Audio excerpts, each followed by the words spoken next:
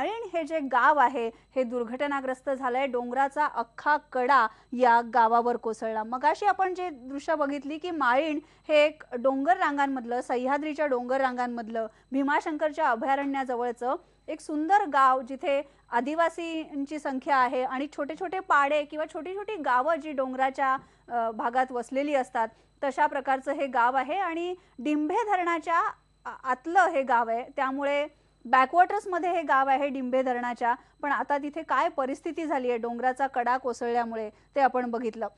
निसर्ग साहस संस्थेचे धनंजय कोकणे यांनी आपल्याला ही दृश्य पाठवलेली आहेत तिथून, कारण या माळीण गावामध्ये पोहोचणंच खूप कठीण आहे। अशा परिस्थितीमध्ये ते तिथे पोहोचलेले आहेत। त्यांच्या संस्थेचे कार्यकर्ते मदत कार्यामध्ये सुद्धा सहभागी झालेले आहेत। गावामध्ये नेमकी काय परिस्थिती आहे, कोणत्या प्रकारची मशिनरी इथे हवी आहे, कशा प्रकारची मदत हवी आहे, हे सुद्धा त्यांनी प्रशासकीय यंत्रणेला कळवलं। त्यांच्या म्हणण्यानुसार जे स्थानिक लोक माहिती देत आहेत, सकाळी 6च्या सुमाराला ही घटना घडली आणि त्याच्यानंतर पूर्ण डोंगर कडा गावावर कोसळलेला आहे आणि 300 ते 400 जण यामध्ये अडकलेले असल्याची सुद्धा भीती आहे। कारण एक माळीण गाव आहे, माळीणच्या थोडंसं पलीकडे आणखीन एक गाव आहे, तिथे सुद्धा या डोंगर कड्याची सगळी माती पसरलेली आहे। पूर्ण डोंगराची माती या गावावर पसरल्यामुळे चिखल आहे तिथे, पाऊसही जोरदार पडतोय।